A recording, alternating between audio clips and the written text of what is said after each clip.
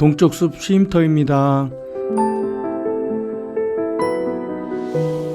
강릉 하슬 라디오 청취자 여러분 안녕하세요. 동쪽숲이에요.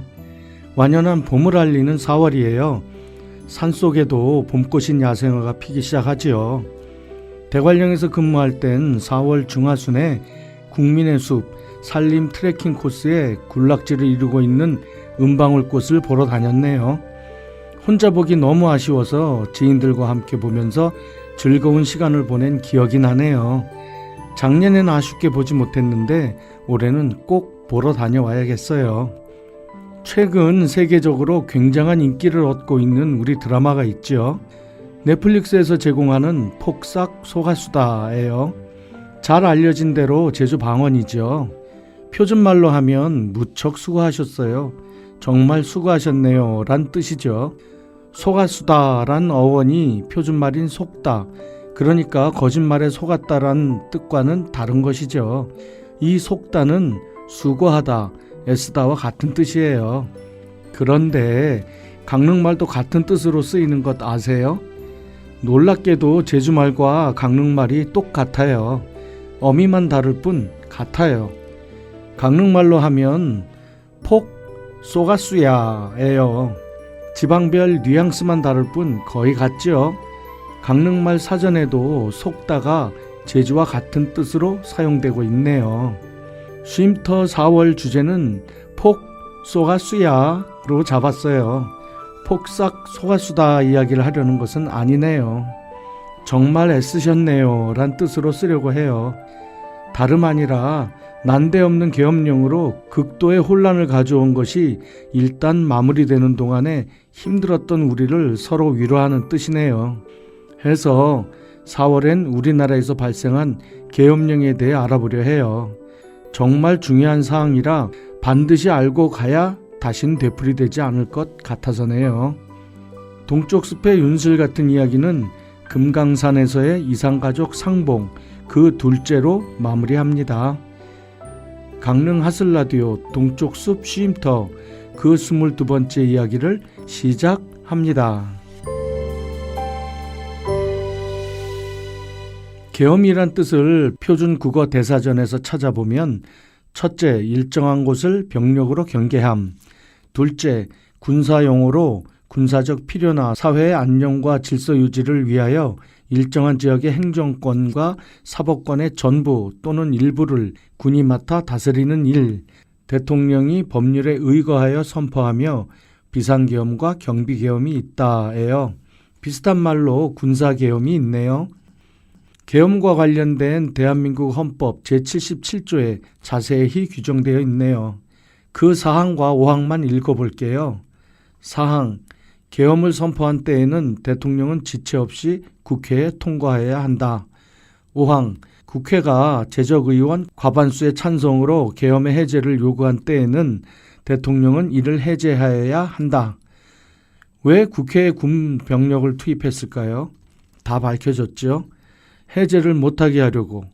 명백히 헌법 위반이죠. 대한민국 헌법을 찾아보면서 무슨 생각이 드는 줄 아세요? 법률가도 아닌 내가 왜 대한민국 헌법까지 찾아보고 알아야 할까? 대한민국 국민으로 살기가 정말 쉽지 않네란 생각이 들더라고요. 저만 그런 건 아니죠. 여기에 도월 선생님께서 답을 주셨네요. 세계적으로 자랑스러운 민주국가에서 산다는 것 자체가 3D 업종이래요. 결코 공짜는 없다는 말씀이세요. 위로를 겸한 자부심을 느낄 수 있는 말씀이네요. 그런데 정말 아쉬운 것도 있네요. 지난 3년 동안 부정하게 유출된 국부가 엄청날 것이라고 예상되네요. 철저한 조사를 통해서 모두 회수해야 할 것으로 생각해요. 부당 이득을 취한 내란 추정 세력 모두에게 적용되었으면 하네요. 이 헌법이라는 것이 우리 사회가 정상적으로 유지되기 위한 가장 기본적인 약속이잖아요. 그래서 새로 뽑힌 대통령은 헌법 제69조에 선서를 해야 하죠. 나는 헌법을 준수하고 국가를 보위하며 조국의 평화적 통일과 국민의 자유와 복리의 증진 및 민족 문화의 창달에 노력하여 대통령으로서의 직책을 성실히 수행할 것을 국민 앞에 엄숙히 선서합니다. 이 첫 마디가 헌법을 준수한다로 시작해요. 왜서? 그래야 대한민국이 유지되고 존재하게 되니까. 그런데 파면된 전 대통령은 헌법을 개무시하는 비상계엄을 시행했어요. 도대체 왜 그랬을까요? 지금 누리고 있는 권력을 영구히 유지하려 했다네요. 더불어 대통령으로서 자질을 명확히 의심케 하는 여러 행위를 똑똑히 보게 되었네요. 입만 열면 거짓말을 하고 앞서 말한 내용을 고작 1분 남짓이나 지나 뒤집어 버리는 상황이 TV를 통해 생중계되는 상황을 보면서 정말 어처구니가 없더라고요. 이 정도면 거의 치매 환자 아닌가요? 이런 사람이 국정을 책임지고 있었다니 모골이 송연해지더라고요. 또 법꾸라지란 말 아시죠? 법률과 미꾸라지의 합성어죠. 법지식을 악용해 법망을 피해 나가는 이를 일컫는 말이죠. 법률가를 낮춰서 부르는 말이에요. 이런 인간들 때문에 피해를 보지 않기 위해 이런 것도 알아야 하는 것이 현실인 듯 싶네요.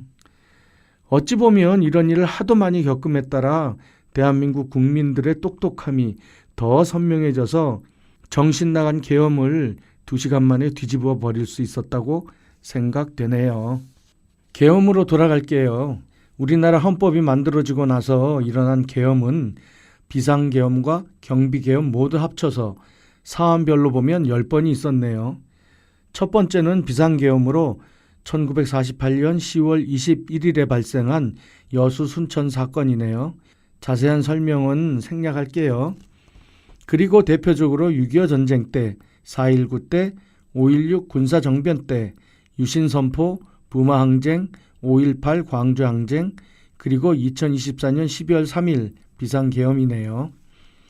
이 중에 제가 인지할 수 있었던 첫 번째 계엄은 1972년 10월 17일 반려된 10월 유신을 위한 계엄령이에요. 중학생 때였네요.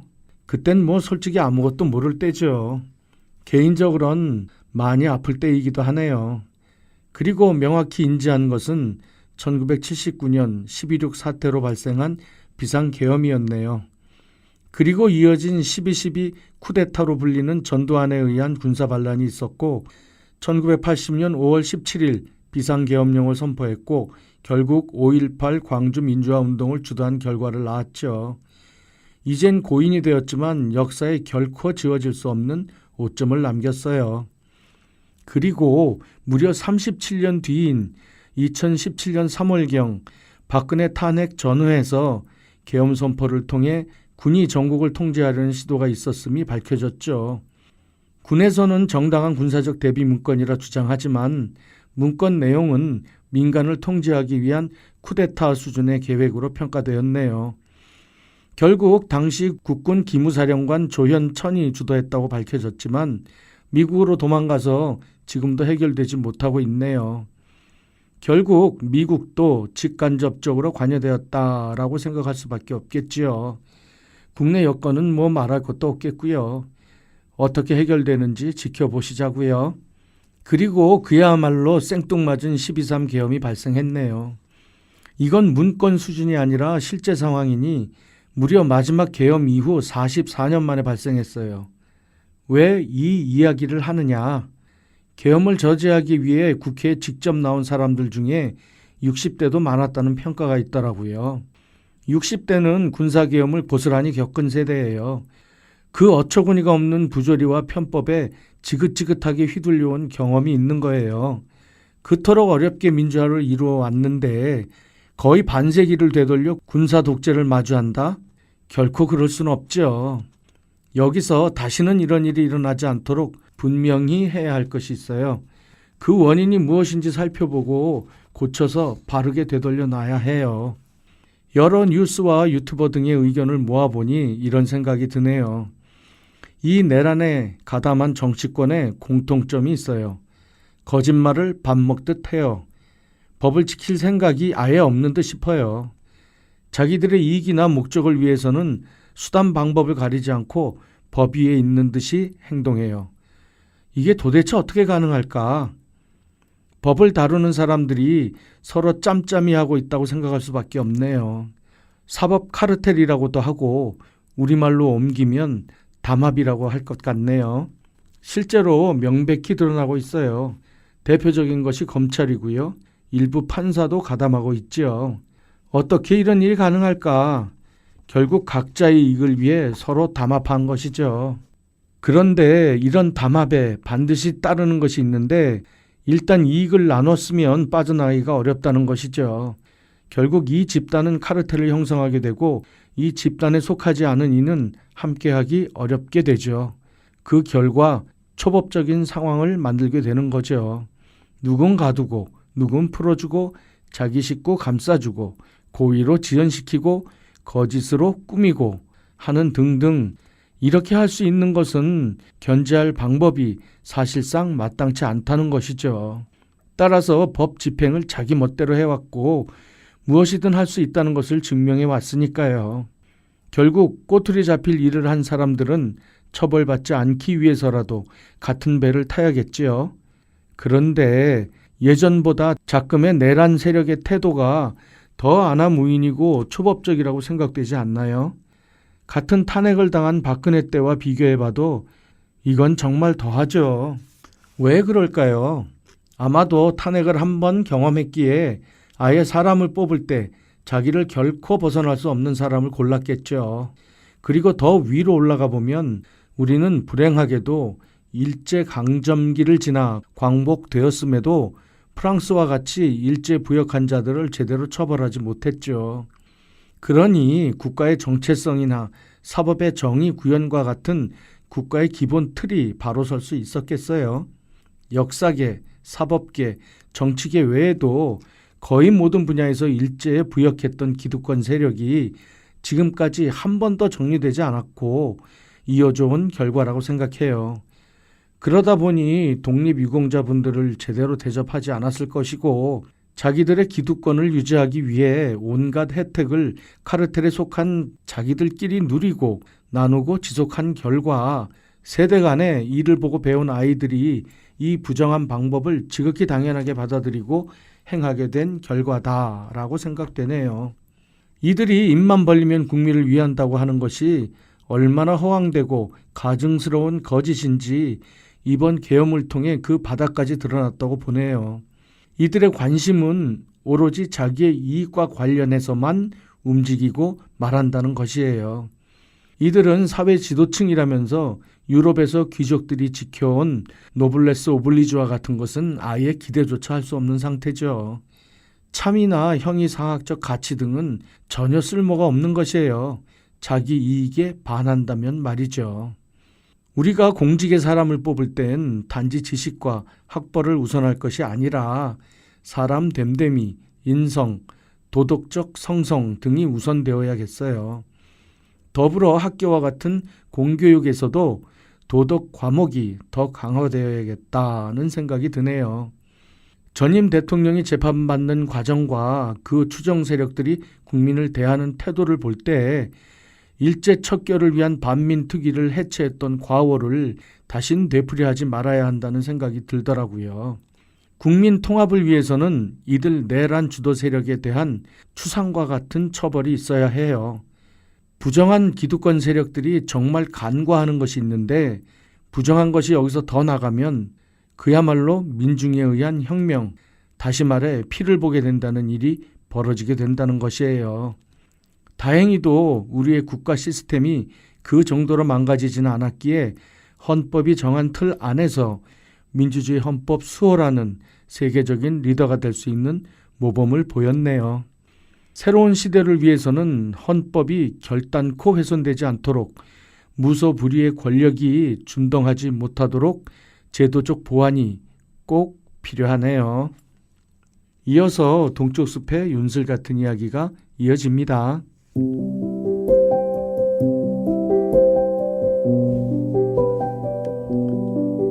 동쪽 숲의 윤슬 같은 이야기. 금강산에서의 이상가족 상봉 그 둘째. 동쪽 숲의 윤슬 같은 이야기는 금강산에서의 이상가족 상봉 그 둘째로 이야기한다. 첫째에 이어 그 두 번째 이야기다. 첫 번째에는 첫 만남까지 이야기했다. 오늘은 전부 모여서 점심 식사를 하는 행사로 시작한다. 내 기억엔 가족들끼리 모여 상을 받았다. 상차림은 북한에서 제공하는 것이었는데 밥과 국, 반찬은 잘 생각나지 않고 술안주 격인 수육과 함께 제공된 술 종류와 음료가 생각난다. 음료 중 탄산음료는 대부분 과일 이름을 달고 있었고 뒤에 단물이 붙어 있었다. 예를 들면 들쭉 단물, 딸기 단물 등등. 맛은 어땠을까? 탄산음료임에도 톡 쏘는 탄산의 맛은 거의 느껴지지 않았고 단맛과 향은 우리 탄산음료에 2배의 물을 탄 듯 싶었다. 단맛과 향이 그야말로 간신히 느껴질 정도로 밍밍했다. 또 술이 종류별로 나왔다. 소주, 맥주와 위스키도 나왔다. 상표명은 잘 생각이 나지 않는데 맥주는 대동강인 것 같고 위스키는 기억나지 않는다.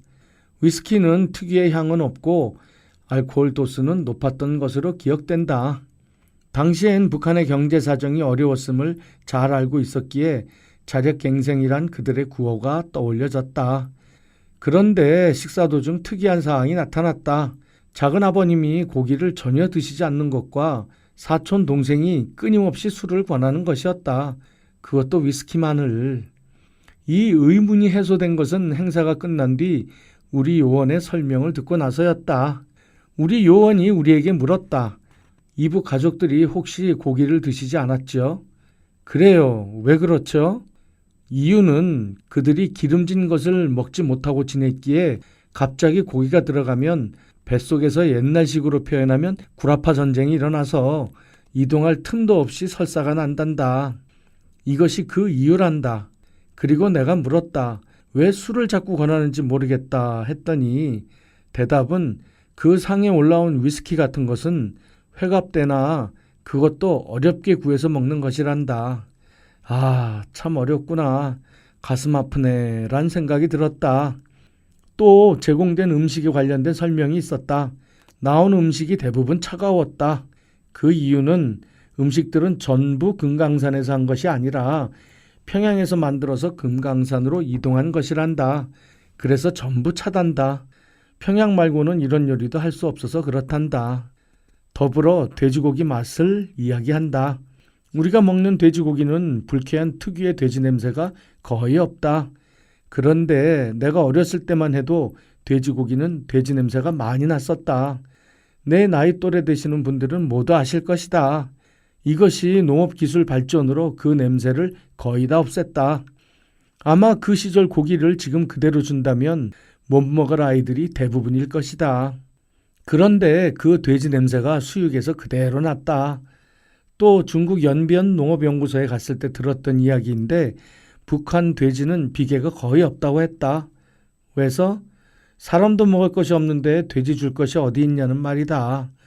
못 먹어서 지방이 없단다. 그 정도로 어려웠다. 첫째 편에서 말씀드렸다. 그들의 키는 아주 작다. 아마도 김정일 시절 핵 개발과 관련해서 국제적 제재에 더해 흉년이 들어 먹을 것이 없어 소위 고난의 행군이라는 것을 시행할 수밖에 없었고 북한 주민들이 많이 죽었다는 소식이 있던 시절이었다. 아마도 내 사촌 동생도 어린 시절 제대로 먹고 자라지 못해 키가 작아졌을 것이다. 이런 이해는 군사분계선을 넘어 북으로 들어서니 군인들이 행진하는 모습도 간간히 보였는데 이 군인들도 우리 보라고 행진시킨 것 같았다. 왜냐하면 그들의 군복이 새 것이었고 AK 소총에 착검을 한 상태로 어깨에 메고 그들의 행진법인 팔과 다리를 정확히 맞추면서 행진했다. 그런데 그 모습을 본 고모님이 난데없이 웃음이 터지셨다. 그 이유를 물었더니 마치 장난감 같은 꼬마 병정처럼 보이셨단다. 내가 봐도 뭔가 부자연스러운 그런 모습이었다. AK 소총에 착검을 하면 길이가 길어도 130cm를 넘지 않을 것 같았다. 그런데 어깨에 맨 착검을 한 총의 가로 길이가 그들의 키와 거의 같은 정도였다. 그러니까 우리에게 보라고 새 옷을 입히고 행진시킨 군인들의 키가 1m 30cm 언저리란 것이다. 그러니 꼬마 병정처럼 보였다. 물론 다 그런 것은 아니겠지만 분명히 작은 것은 확실했다. 그리고 가장 중요한 가족 간 단독 만남이 있었다. 이번엔 북한 가족이 우리가 머물던 방으로 방문하는 것이었다. 그야말로 기관원에 방해 없는 우리만의 시간인 것이다. 방문하는 시간에 맞춰 창밖을 내려다봤다. 방문하는 가족들이 버스에서 내려 줄을 맞춰 안내원들의 구령에 비슷한 가방을 들고 제자리 걷기를 하고 있었다. 그 순간 울컥한 마음이 들었다. 왜서? 나이 든 사람들을 마치 병영집체 훈련하듯 구령에 맞춰 통제하는 듯한 인상을 받았기 때문이다. 이윽고 작은아버님과 사촌동생이 우리 방으로 들어왔고 반갑게 맞이했다. 특히 기억에 남는 것은 작은아버님 가족 사진과 가족 관계에 대한 설명이었다. 그리고 형님인 내 아버지의 건강과 가족 관계가 오고 갔다. 사진과 기록물이 오고 갔고 대화 내용을 적었다. 그렇게 열심히 짐을 쌌던 가방을 들이고 목록을 설명했다. 북한에서 공통으로 우리에게 전달한 선물도 받았다. 생각나는 것은 도자기가 있었다. 시계도 드렸고 독일제 기계식이라 설명드렸더니 작은아버님은 아주 좋아하셨다. 가방을 풀면 다시 포장할 수 없어서 목록을 가지고 설명했다. 의약품 설명 중 항생제 원고를 설명드렸더니 작은 사위가 검사인데 두피에 염증이 있어 고생하고 있어 주면 좋아하겠다며 기뻐하셨다.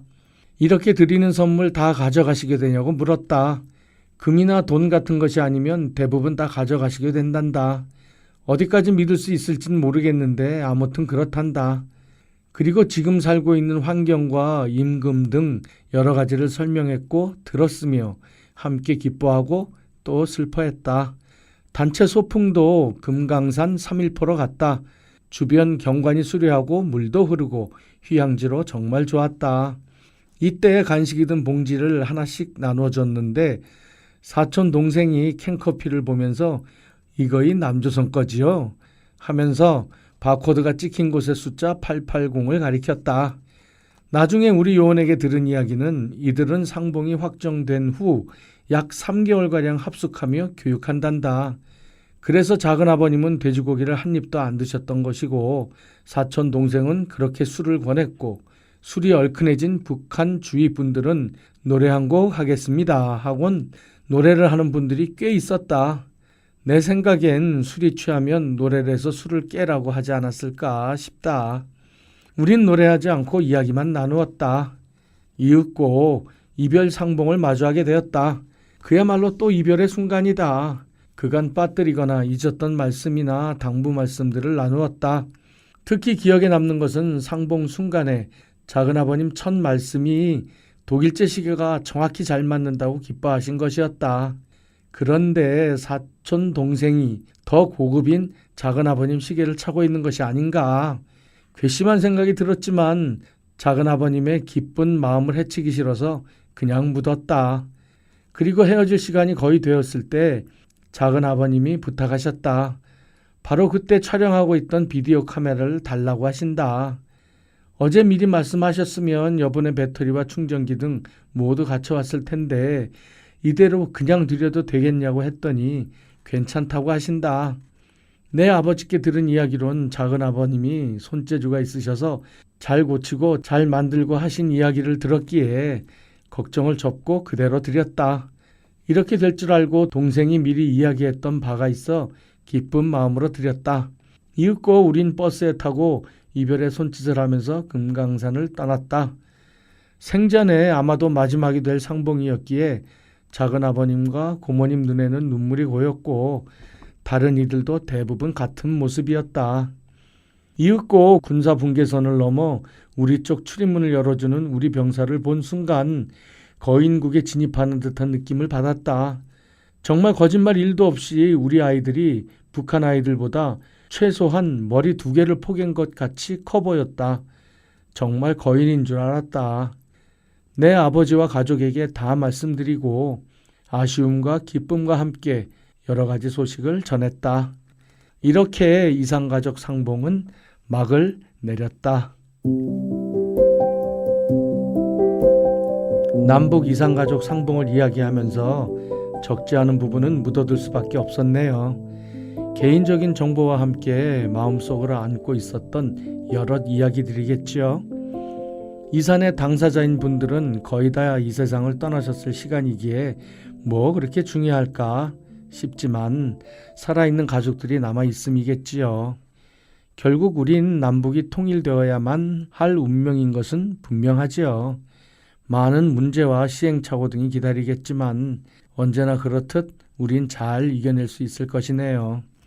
다시 만나는 것은 정확히 언제가 될지 모르지만 그리 멀진 않았다는 느낌이 드는 것도 사실이네요.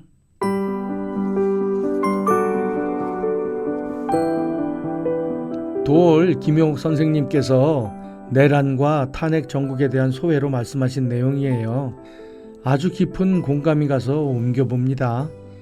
이번 사건은 우리 역사의 깊은 구석의 문제들이 노출된 사건으로 앞으로 우리가 잘하면 우리 역사를 깨끗하게 세탁할 뒤바꿀 기회다. 진정한 의미에서 동학이 이야기하는 개벽의 시작이다.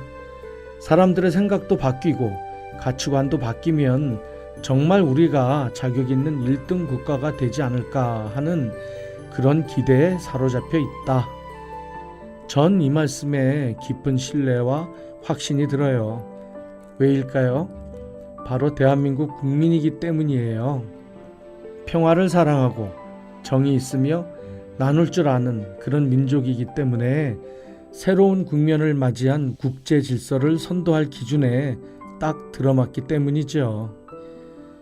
청취자 여러분, 마카 푹 쏘가수야. 지금까지 강릉 하슬라디오 동쪽숲 쉼터였습니다. 감사합니다.